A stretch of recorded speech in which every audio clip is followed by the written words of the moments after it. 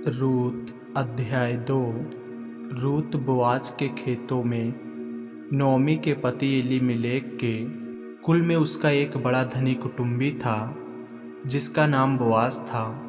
मोआबिन रूत ने नोमी से कहा, मुझे किसी खेत में जाने दे कि जो मुझ पर अनुग्रह की दृष्टि करे, उसके पीछे पीछे मैं सीला बिनती जाऊं। उसने कहा, चली जा बेटी।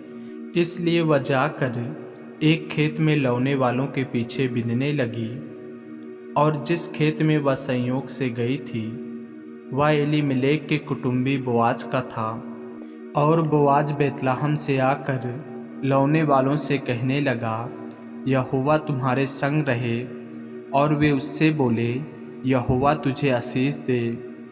तब बोआज ने अपने उस सेवक से जो लौने वालों के ऊपर ठहराया गया था पूछा, वह किसकी कन्या है? जो सेवक लौने वालों के ऊपर ठहराया गया था उसने उत्तर दिया, वह मोआबिन कन्या है जो नोमी के संग मोआब देश से लौट आई है। उसने कहा था, मुझे लौने वालों के पीछे पीछे फूलों के बीच बिनने और बाले बटोरने दे। तो वह आई और भोर से अब तक यहीं है, केवल थोड़ी देर तक घर में रही थी। तब बोआज ने रूत से कहा, हे मेरी बेटी, क्या तू सुनती है? किसी दूसरे के खेत में बिनने को न जाना, मेरी ही दासियों के संग यहीं रहना। जिस खेत को वे लौती हों उसी पर तेरा ध्यान बंधा रहे और उन्हीं के पीछे पीछे चला करना। क्या मैंने जवानों को आज्ञा नहीं दी कि वे तुझे तंग ना करें? और जब जब तुझे प्यास लगे तब तब तू बर्तनों के पास जाकर पानी पीना जिसे जवान लोग भरते हैं। तब वह भूमि तक झुककर मुंह के बल गिरी और उससे कहने लगी, क्या कारण है कि तूने मुझ परदेशिन पर अनुग्रह की दृष्टि करके मेरी सुधि ली है? बोआज ने उत्तर दिया, जो कुछ तूने पति की मृत्यु के बाद अपनी सास से किया है, और तू किस प्रकार अपने माता पिता और जन्मभूमि को छोड़कर ऐसे लोगों में आई है जिनको तू पहले ना जानती थी, यह सब मुझे विस्तार के साथ बताया गया है। यहोवा तेरे कार्य का फल दे, और इस्राएल का परमेश्वर यहोवा, जिसके पंखों तले तू शरण लेने आई है, तुझे पूरा बदला दे।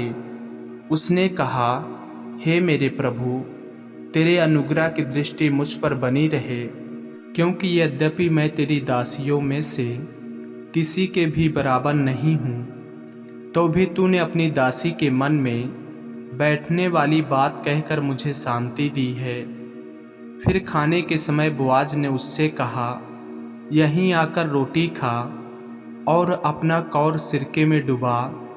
तब वह लौने वालों के पास बैठ गई और उसने उसको भुनी हुई बालें दी, और वह खाकर तृप्त हुई, वरन कुछ बचा भी रखा। जब वह बिनने को उठी तब बोआज ने अपने जवानों को आज्ञा दी, उसको फूलों के बीच बीच में भी बिनने दो, और दोष मत लगाओ, वरन मुट्ठी भर जाने पर कुछ कुछ निकाल कर गिरा भी दिया करो, और उसके बिनने के लिए छोड़ दो, और उसे घुड़को मत। अतः वह सांझ तक खेत में बिनती रही। तब जो कुछ बिना था उसे फटका, और वह कोई एपा भर जौ निकला।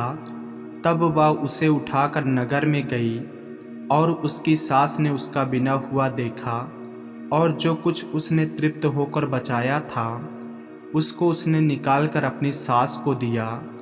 उसकी सास ने उससे पूछा, आज तू कहाँ बिनती और कहाँ काम करती थी? धन्य वह हो जिसने तेरी सुधि ली।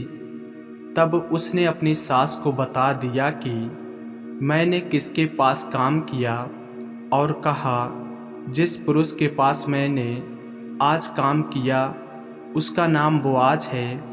नोमी ने अपनी बहू से कहा, वह यहोवा की ओर से आशीष पाए। क्योंकि उसने ना तो जीवित पर से और न मरे हुओं पर से अपनी करुणा हटाई। फिर नओमी ने उससे कहा, वह पुरुष तो हमारा एक कुटुंबी है, वरन उनमें से है जिनको हमारी भूमि छुड़ाने का अधिकार है। तब रूत मोआबिन बोली, उसने मुझसे यह भी कहा, जब तक मेरे सेवक मेरी सारी कटनी पूरी न कर चुके तब तक उन्हीं के संग संग लगी रहा।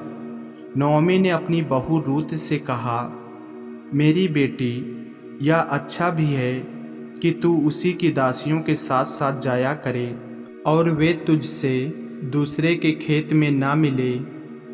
इसलिए रूत जौ और गेहूं दोनों की कटनी के अंत तक बीनने के लिए बोआज की दासियों के साथ साथ लगी रही और अपनी सास के यहाँ रहती थी। आमीन। ऐसे ही वचनों को सुनने के लिए हमारे चैनल को सब्सक्राइब करें और बेल आइकन के बटन को दबाएं। और यदि आप हमारे फेसबुक पेज पर, इंस्टाग्राम पे नए हैं तो हमारे पवित्र बाइबल को फॉलो करें, लाइक करें, ताकि परमेश्वर का वचन रोजाना आप तक पहुंच सके। जय मसीह की। प्रभु आपको आशीष दे।